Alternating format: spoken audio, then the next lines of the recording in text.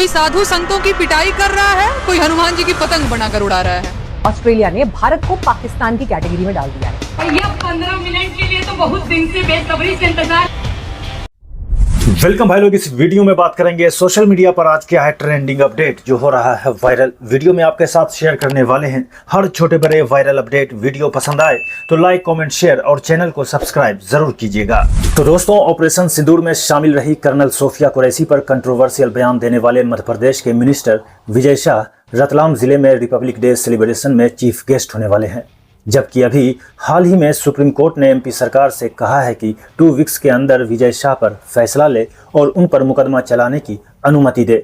जबकि सरकार की तरफ से रिपब्लिक डे सेलिब्रेशन लिस्ट में विजय शाह का भी नाम है।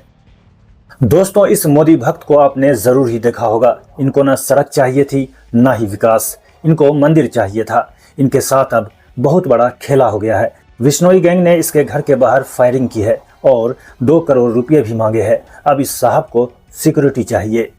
राजधानी दिल्ली में लॉरेंस बिश्नोई गैंग की दहशत लगातार जारी है। एक प्रॉपर्टी डीलर के घर के बाहर गोली चलाई गई। Hey, I've seen this one. This is a classic. तो इस व्यक्ति का वीडियो तो आपने जरूर देखा होगा, जिसे सड़क नहीं चाहिए था, रोटी नहीं चाहिए था, डेवलपमेंट नहीं चाहिए था, इसे सिर्फ मंदिर चाहिए था। अब इसके घर में फायरिंग हुई है और अब ये डिमांड कर रहा है कि मुझे सिक्योरिटी चाहिए। मैं तो सो रहा था, मेरे पड़ोसियों ने और मेरे बच्चों ने जो बात सुनी वो 3 राउंड थे और हमारे कैमरे में भी कह दिए गोली चलाते हुए वो लोग 2 करोड़ रुपए की फिरौती मांग रहे हैं वो लोग। दोस्तों, ऑस्ट्रेलिया ने इंडियन स्टूडेंट्स को सबसे ज्यादा रिस्क वाली कैटेगरी लेवल 3 में रखा है, जिस लेवल में पाकिस्तान भी है। मनमोहन सिंह की जब सरकार थी उस समय इंडियन स्टूडेंट्स को लेवल 2 में रखा गया था। मीनाक्षी कंडवाल की ये रिपोर्ट्स देखिए। ऑस्ट्रेलिया ने भारत को पाकिस्तान की कैटेगरी में डाल दिया है। ये वो कैटेगरी है जिसमें पाकिस्तान के साथ बांग्लादेश भी है और अब भारत को भी ऑस्ट्रेलिया ने उसी कैटेगरी में डाल दिया है। वो कैटेगरी है हाईएस्ट रिस्क कंट्री, मतलब सबसे ज्यादा जोखिम वाला देश। इसे ऐसे समझिए कि भारत को अब स्टूडेंट वीजा के लिए सबसे ज्यादा जोखिम वाली कैटेगरी असेसमेंट लेवल 3 या AL3 में रखा गया है और ये बदलाव 8 जनवरी 2026 से लागू हो गए हैं। इससे पहले भारत असेसमेंट लेवल 2 में था। इसका मतलब यह है कि ऑस्ट्रेलिया सरकार ने भारतीय छात्रों के लिए स्टूडेंट वीजा एप्लीकेशन की जांच को और सख्त कर दिया है। मतलब ऑस्ट्रेलिया में भारतीय स्टूडेंट्स को अब कड़ी जांच प्रक्रिया से गुजरना होगा। दोस्तों, फिल्म बॉर्डर 2 ने थिएटर्स में एंट्री कर ली है। बॉलीवुड हंगामा ने रिपोर्ट किया है कि फिल्म 6 देशों में रिलीज नहीं किया जाएगा और वजह है पाकिस्तान। एंटी पाकिस्तान होने के कारण इसे मिडिल ईस्ट में बैन कर दिया गया है, ठीक वैसे ही जैसे धुरंधर के साथ किया गया था। Bahrain, Kuwait, Oman, Qatar, Saudi Arab और UAE में नहीं दिखाई जाएगी। दोस्तों, इरफान पठान पाकिस्तान को अक्सर ट्रोल करते रहते हैं। अब अंधभक्त मंडली इरफान पठान को ट्रोल कर रहे हैं। दरअसल दोस्तों, सऊदी अरब में वर्ल्ड क्रिकेट फेस्टिवल 2026 के F2 डबल विकेट फॉर्मेट के हुए इस मैच की इस पिक्चर को देखिए। इरफान पठान, स्टुअर्ट बिन्नी और बाकी प्लेयर्स पाकिस्तानी खिलाड़ियों से हैंडशेक कर रहे हैं और इरफान पठान शोएब मलिक को गले लगा रहे हैं। ऑपरेशन सिंदूर के बाद एशिया कप में भारतीय टीम के खिलाड़ियों ने और विमेंस क्रिकेट टीम ने वर्ल्ड कप में पाकिस्तानी प्लेयर्स के साथ हैंडशेक करने से परहेज किया था। अब दोस्तों, न्यूज़ 24 ने खास तौर पर इरफान पठान को हेडलाइन बनाते हुए इस खबर को शेयर किया, जिस पर एक यूजर ने लिखा, तब कहां मर गया था तू, हैंडशेक तो पूरी टीम ने किया था, फिर एक ही को क्यों टारगेट कर रहा है, अंधभक्त गोदी मीडिया। तो वहीं दोस्तों, कई लोगों ने पठान को निशाना बनाया। धर्म मायने रखता है भाई साहब इनका, मुस्लिम है, गद्दार। दोस्तों, खुद को हिंदू शेरनी कहने वाली नफरती खुशबू पांडे की जहरीली स्पीच सुनिए। कह रही है भागलपुर से 15 मिनट के लिए पुलिस हटी थी और गंगा मैया की सौगंध बहती हुई गंगा में एक भी हिंदू की लाश नहीं थी। हम हैं बिहार से और बिहार के भागलपुर में एक सदी में 15 मिनट के लिए पुलिस हटी थी और वहां बहती हमारी गंगा मैया और गंगा मैया की सौगंध उस बहती हुई गंगा नदी में एक भी लाश हिंदू की नहीं थी। भैया 15 मिनट के लिए तो बहुत दिन से बेसब्री से इंतजार कर रहे हैं कि कुछ काम हमारे पूर्वज कर दिए और कुछ हमारे लिए छोड़ दिए, तो क्यों ना एक बार 15 मिनट हमें भी दे दिया जाए। तुम मरने के बाद काटते हो तो कीड़ा मकोड़ा लगता है, और हम मार के जब गाड़ते हैं तो उस पे ऑर्गेनिक गोभी उगाते हैं।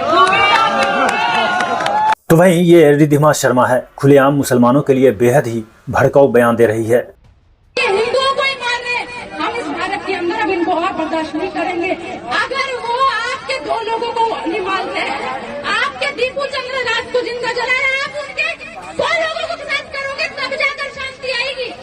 वो आपके एक हिंदू बहन को भगा रहे हैं, आप उनके हरामखोरों के 100 को भगाओगे तो जब जाकर शांति आएगी।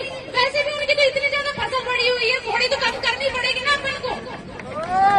वीडियो वायरल हुआ और प्रशांत कनौजिया फॉर्मर जर्नलिस्ट ने इसके खिलाफ ऑफिशियल शिकायत दर्ज कराई है।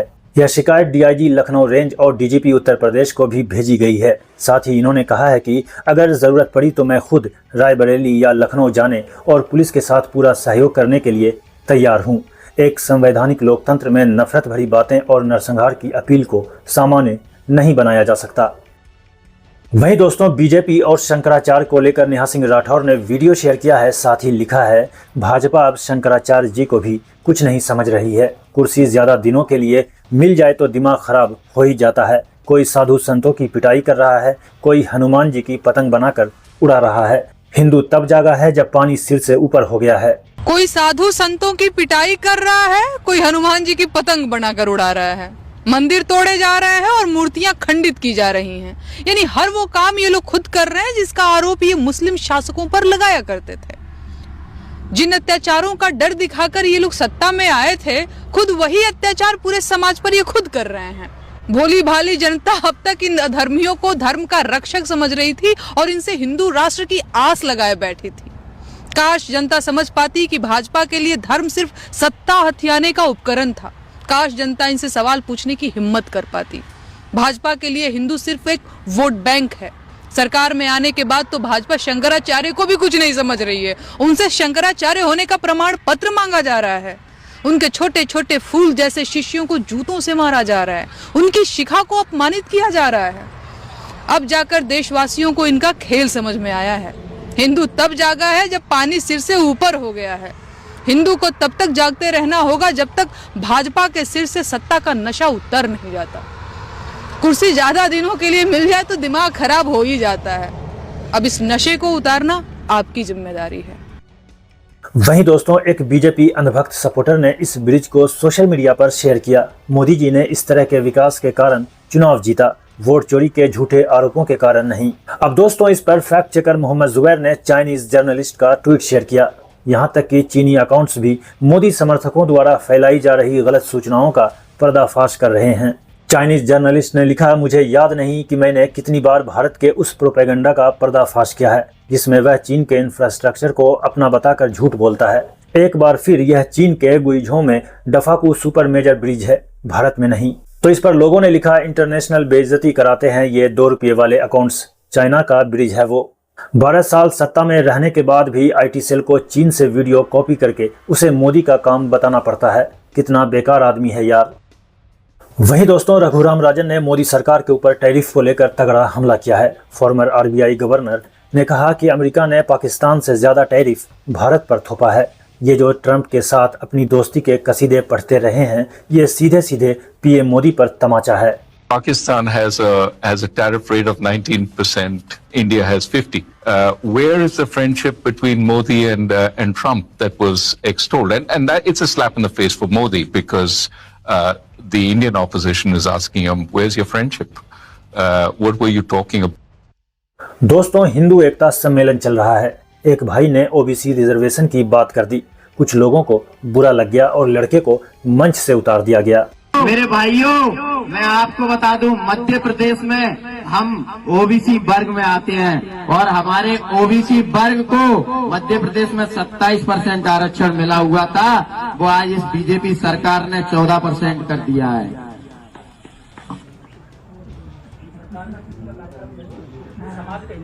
हमारे यहाँ लोग तो बैठे हुए तो हमें एक संदेश दे। दोस्तों, गोदी मीडिया में न्यूज की अकाल पड़ी है।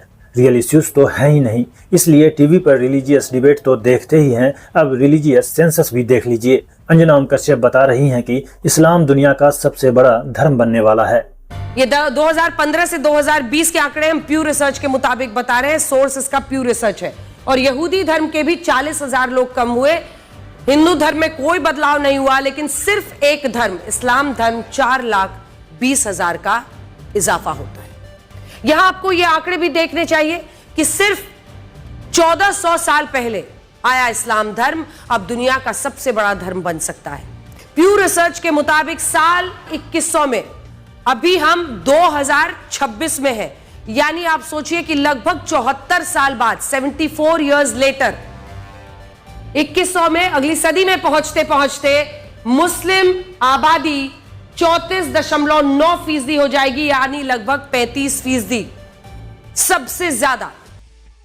दोस्तों, मिडिल ईस्ट में बढ़ते टेंशन के बीच ईरान को लेकर एक बड़ा मिलिट्री अपडेट सामने आया है। अमेरिका का बड़ा aircraft carrier USS Abraham Lincoln अपने साथ मौजूद दूसरे यूएस वारशिप के साथ जल्द ही ईरान के करीब पहुंचने वाला है। रिपोर्ट्स के मुताबिक यह वारशिप गल्फ ऑफ ओमान में ईरान के सदर्न कोस्ट के पास डिप्लॉय किया जाएगा। इस कदम को रीजन में बढ़ते टेंशन के बीच यूएस मिलिट्री स्ट्रेंथ शो के तौर पर देखा जा रहा है। एक्सपर्ट्स का मानना है कि इस डिप्लॉयमेंट से यूएस ईरान टेंशन और ज्यादा बढ़ सकता है।